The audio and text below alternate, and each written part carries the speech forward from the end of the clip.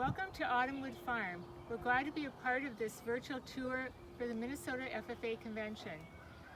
We are joining us here at our dairy farm and our micro creamery that we have on our dairy farm. We hope you enjoy this experience and have questions to ask following the tour. The dairy farm here started in 1902, and 12 years ago we added the micro creamery, milk processing and distribution aspect of it. Toward the end of the presentation here, the virtual tour, you'll have a chance to ask any questions. We hope you will take advantage of that opportunity.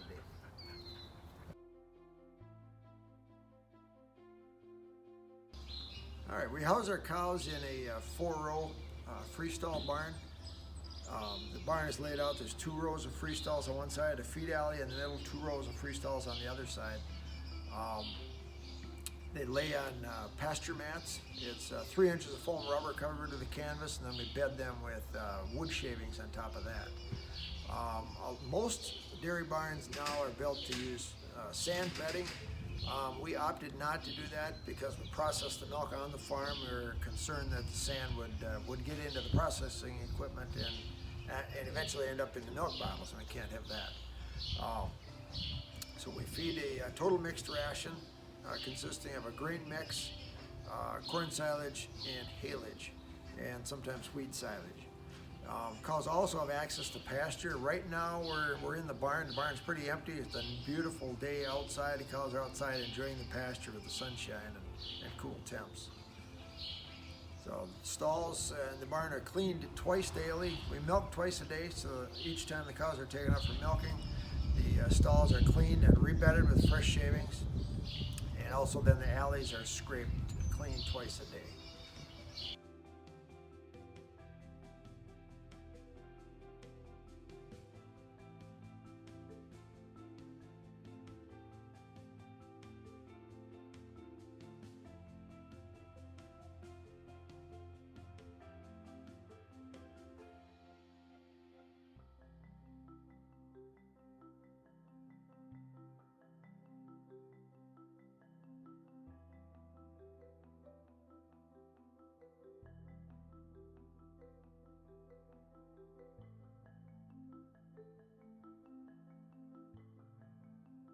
Hi, my name's Luke. I oversee our cropping portion of the farm. I work off farm as well with Ag Partners in Western Wisconsin Ag as an agronomist, and then help out here as well. So we try to have something growing on the fields as much as we can during the year.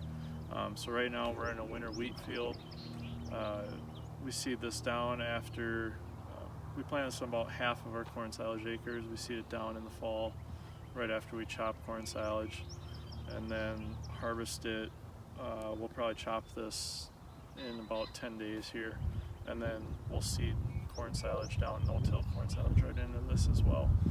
And so we feed wheatledge, and then we also have alfalfa acres that we utilize along with corn silage, and that's the majority of our diet for our lactating cows. This is our calf area where we raise all the babies until they are 4 months old. Once they have been born, they come here, and then they're cared for in this area. They're each put in an individual pen, so they have a good amount of space to roam and feel free to move. They are given mother's milk upon arrival from birth, and they get 6 quarts of milk a day. And they start out the first 3 days getting the mother's colostrum milk to help build up their immunity. And from there, they go on to regular whole milk. We have a little different situation here on our farm. Because we have a creamery, we often get milk back from our stores that isn't used. So all of the whole milk, which is already pasteurized, we feed to our calves. And that's a great opportunity to use the milk, not to waste it. And they already get pasteurized milk at that point. So we use our milk from returning from the stores. If we don't have that available, the calves get milk replacer, and they're fed in bottles, usually for about 2 weeks to help make sure that their digestive system is developing well and that they can handle that. And then we train them onto a bucket. So then they drink out of a bucket until they're 2 months of age. And at that point, they're weaned. Then they don't get milk anymore. They go from that on to getting feed and haylage, and of course water. Even as an infant, we have water available for them at all times, and they have a calf starter that they get each and every day. So that's how the calves develop, and we move them then into a large group setting with about 8 calves, and they stay there until they are 4 months of age. And then we have a heifer grower farm, so they come and get our calves, and then they care for the calves until they are 2 months from actually having their own calf. So they are almost 2 years old when we get them back at the dairy farm and they come into the herd as a dairy cow. If you notice, our calves have ear tags, and they're all given an ear tag when they're born, and that helps us in our record keeping to help to know which calf is out of which mother. And we also do a couple other things at that particular time too.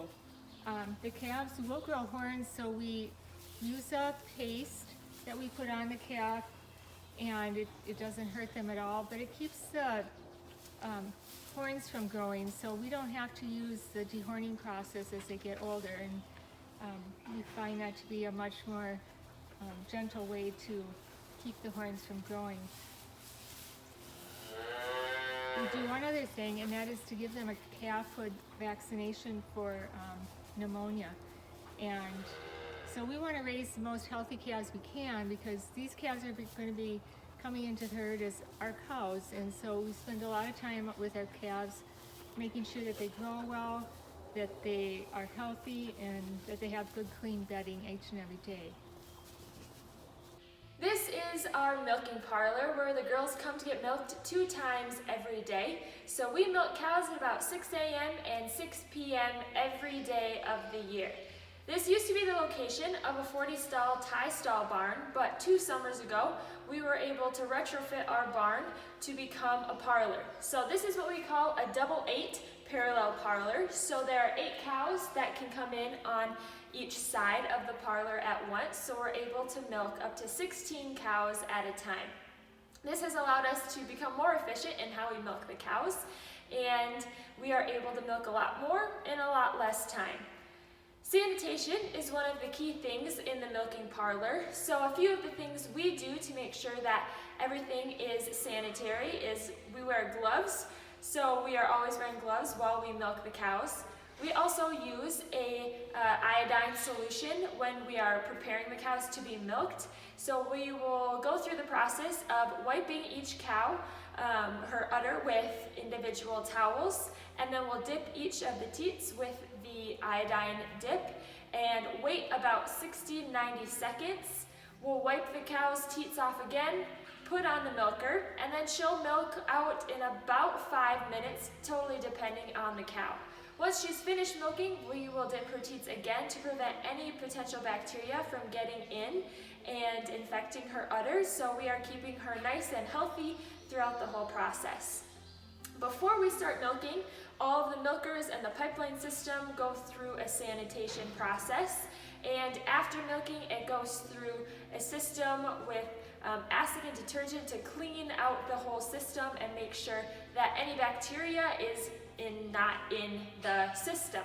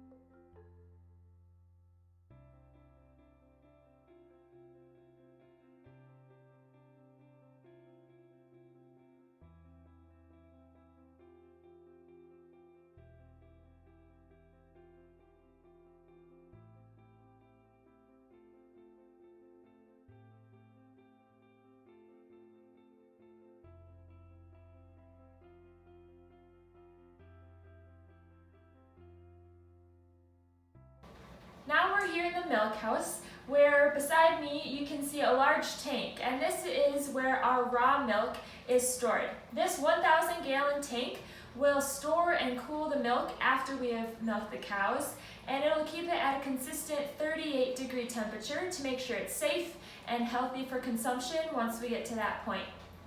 Once the milk is ready, we will pump it over to the creamery in an overhead pipeline where we get it ready and process, bottle, and get ready to send it out to our 85 stores, coffee shops, and cafes that sell our milk, as well as sell it in our own farm store.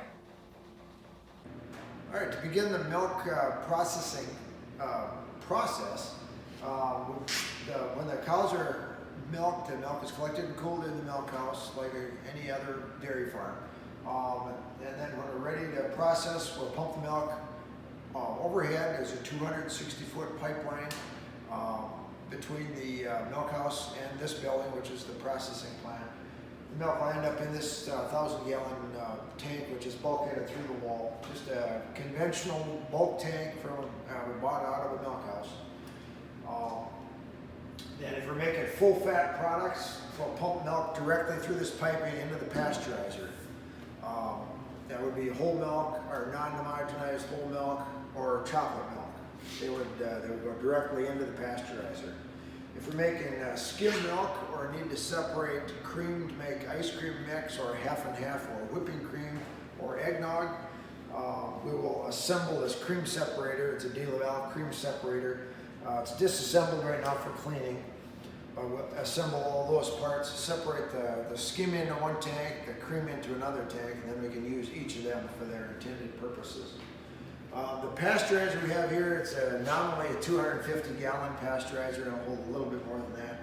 But it is a batch pasteurizer, also called vat pasteurization, also called long-time low-temp pasteurization. And the method is, it's somewhat akin to a batch grain dryer. It's not a continuous flow, it's just one batch that we do at a time. The milk is pumped in through this inlet and out through the outlet down there. Now, when we go to pasteurize a batch, we'll fill the tank, or fill the pasteurizer vat, making sure that the outlet is disconnected and kept, so no partially pasteurized milk will leak out. After done filling, the inlet is then disconnected and capped, so no raw milk can drip into the pasteurizer and contaminate the batch that's being pasteurized or has just been pasteurized. If 2 drops of milk got into a 2 drops of raw milk got into a 250-gallon batch, there would be enough to contaminate the whole batch. So we want to be very sure that that does not happen. There is a water jacket around this vat, and we inject steam into that water jacket while circulating the water, and that's what heats the milk. Being a batch pasteurizing or a long-time low-temp pasteurizer, we heat the milk to 145 degrees for 30 minutes. Chocolate milk or eggnog or ice cream mix or half and half a cream are a little bit higher. But conventional milk at 145 degrees for 30 minutes. That temperature is measured with a thermometer in the product down below. We also have a thermometer up above measuring the temperature of the dead airspace above the product. That has to be 5 degrees hotter than pasteurization to thoroughly pasteurize any droplets of water that are on the underside of the lid. When that 30-minute time frame has elapsed, then we will reconnect the outlet and start the pumping it through the piping system, then through the homogenizer. The homogenizer will put under about 2,500 pounds of pressure, and then instantaneously release the pressure, causing the fat particles to explode, and that becomes a homogeneous solution. The cream will not rise to the top. It comes out of there still at about 145 degrees, goes into a plate cooler, which is the next step in the system. It's a 2-stage plate cooler, not unlike a plate cooler in a milk house. The only difference with this one is it's 2 stages. The first stage is well water. Second stage is ice water for an ice builder outside the building. So it goes in there at about 145 degrees, comes out about 5 seconds later at about 33 degrees. And then it goes into a holding tank where it's held until it's ready to bottle. So we'll pump one batch through, hold it, start another batch pasteurizing, and then go back and bottle the first batch that has been pasteurized. It's important to note here, one thing I missed is the time temperature recorders that are on the wall. They'll have paper charts in them. Any activity that was undertaken in here, all activities that are undertaken are recorded on those time temperature recorders. Any sanitizing, any washing, any pasteurizing. That's the legal document proving that the product has been pasteurized correctly. We are inspected by the Minnesota Department of Agriculture every 3 months. When the inspector comes by, she examines every one of those charts that we have generated. So when we're operating, there's always a chart recording what's going on. So back to the original batch, the milk is pumped overhead through the piping. The piping will be plumbed into this bowl on the filler here. It's filled by gravity. As long as we make sure we have a good seal at the top of each bottle, gravity will fill the bottles so they won't overfill. Caps are kept in this bowl up here, and it vibrates microscopically to vibrate and align all the caps in the correct orientation. So they come down this track in the correct orientation and are held here as the bottles come around. The top of the bottle catch a cap. As it comes around here, the pedestals rise and it cinches the cap on the bottle. Then they are manually date stamped and crated and wheeled into our walk-in cooler. This is our mechanical bottle washer. There are no brushes or anything in here. It heats, the way it washes the bottle, there's a water bath, a 300-gallon water bath at the bottom. We keep that at a pH of 13, so it's very caustic. We heat it to 150 degrees, so it's very hot. So the bottles are under the water there, under that hot caustic water for about 6.5 minutes. They come around the top side, they're hanging upside down, they come through a series of 7 rinses. The last one of those has 200 parts per million of chlorine in it to sanitize bacteria in any raw water that is used to rinse the bottle. And they go then directly from the bottle washer into the bottle filler, and they're filled with milk. So there's not an opportunity for them to be contaminated in between that time that they're washed and that they're filled. We are also in this room, we have a laboratory, not in this room, or adjacent to this room. Every batch of milk that is processed here or any other dairy plant is checked for antibiotics. We know it's antibiotic free, but we have to document that. So we use an antibiotic test, and we feed the result in a mechanical reader. It generates a numerical value. The inspector also checks those records to make sure every batch that comes in has been checked and screened that they're clear of antibiotics.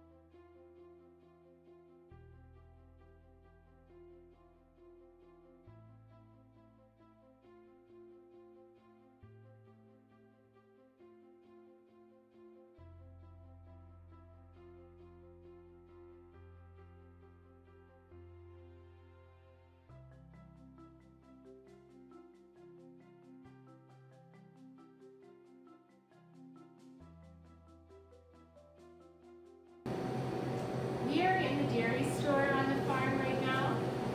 It is located on the front side of our processing plant. And we have many different items in this store. We of course have our milk, and we carry many things from the local community. We have syrups, we have jams and jellies, honey, elk and bison for the Minnesota elk growers, pork, our own ground beef. We have spaghetti sauce and different cheeses, cheese curds and block cheeses from local creameries, as well as honey butter and cheese spreads and pie filling, many different items to choose from.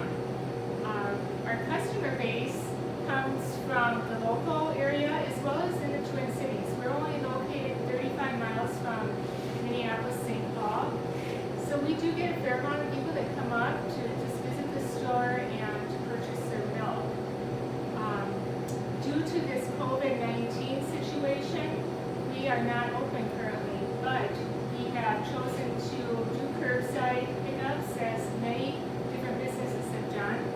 And so our customers can order online, and 4 days a week we prepare their orders and put them in coolers, and they come by and pick up their products. This has been a great way to get to know our customer base, to build relationships with them, and to share our dairy story with the customers, to answer questions and answer misconceptions that many have found through the media. We're glad that we can talk to them and inform them about what's really happening in the dairy industry and the agriculture world as it is.